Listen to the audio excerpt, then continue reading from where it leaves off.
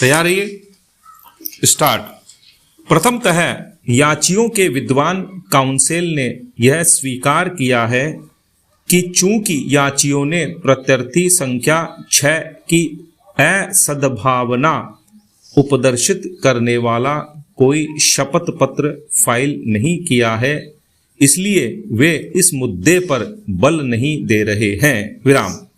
अतः जहां तक प्रत्यर्थी संख्या 6 का संबंध है, याचिका में विचार किए जाने के लिए कोई गुणागुण नहीं है विराम। पैरा प्रथम दलील के समर्थन में प्रत्यर्थियों के विद्वान काउंसिल ने दीप्ति उर्फ आरती राय बनाम अखिल राय और अन्य वाले मामले का अवलंब लिया है विराम। याचियों के विद्वान काउंसिल ने यह दलील दी कि 1994 की दांडिक प्रकीर्ण याचिका संख्यांक 11692 एम तारीख 14 दिसंबर 1993 की कारण बताओ सूचना, जो संहिता की धारा 145(1) के अधीन जारी की गई थी, के विरुद्ध फाइल की गई थी और यह याचिका तारीख 21 अक्टूबर 1994 के आक्षेपित आदेश के विरुद्ध फाइल की गई है विराम। अतः यह नहीं कहा जा सकता कि इस आधार पर यह याचिका ग्रहण किए जाने योग्य नहीं है विराम।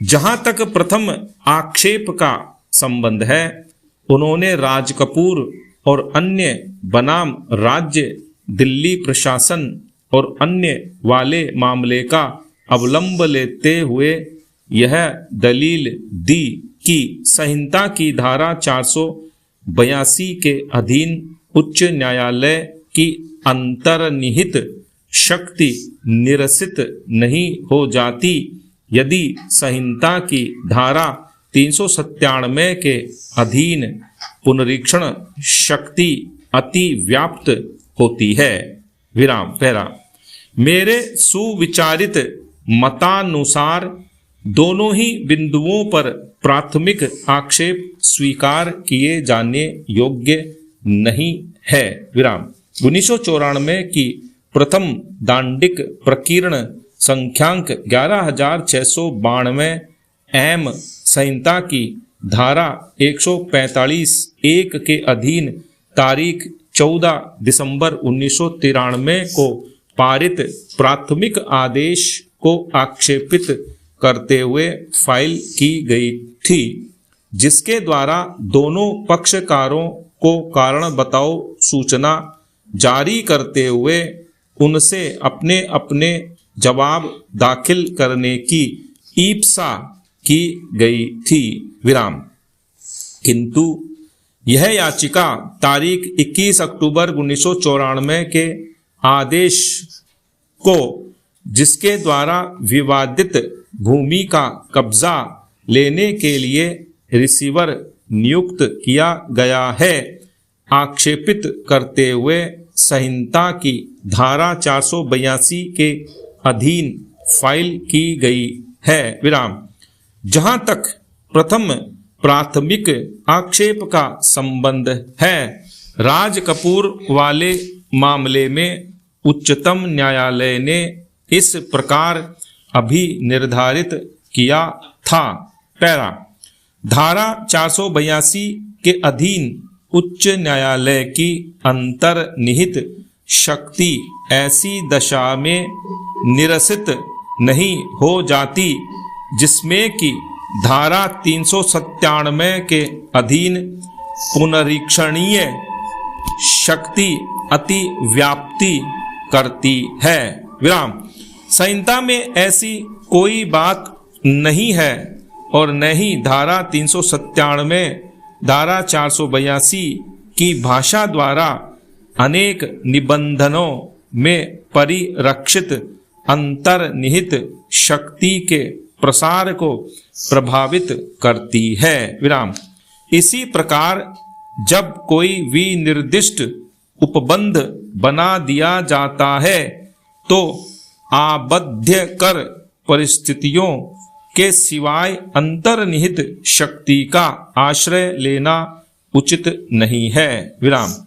ऐसी बात नहीं है कि यहाँ अधिकारता का अभाव है, किंतु बात यह है कि अंतर्निहित शक्ति ऐसे क्षेत्रों को आक्रांत करने वाली नहीं होनी चाहिए जो कि उस संहिता के अधीन विनिर्दिष्ट शक्ति के लिए पृथक रखी गई है। विराम।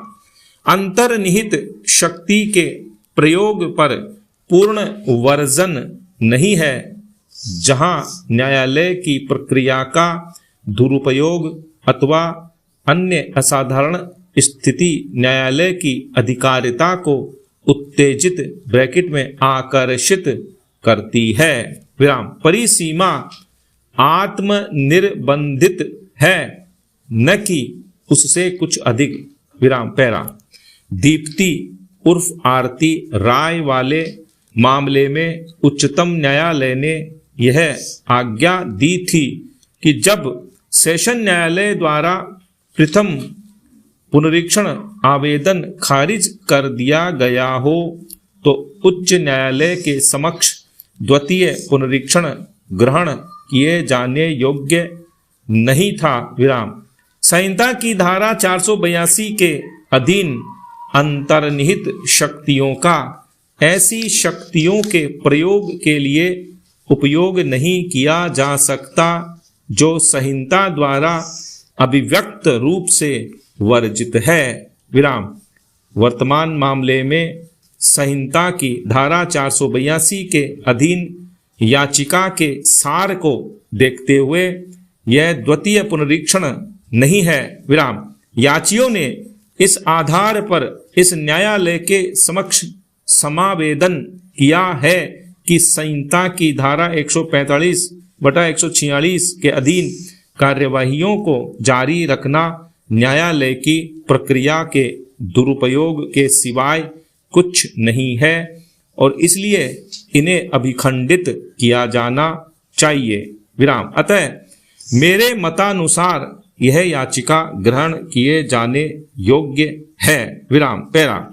जहाँ तक मामले के तथ्यों का संबंध है, यह एक स्वीकृत स्थिति है कि चकबंदी से पूर्व विवादित भूमि शामिलात देह हसब रसद जरे खेवट के रूप में दर्ज थी। विराम। यह एक ऐसी पट्टी भूमि थी जो वैयक्तिक स्वामियों की है। विराम। राजस्व प्रविष्टियां भी तदनुसार की गई थी। विराम।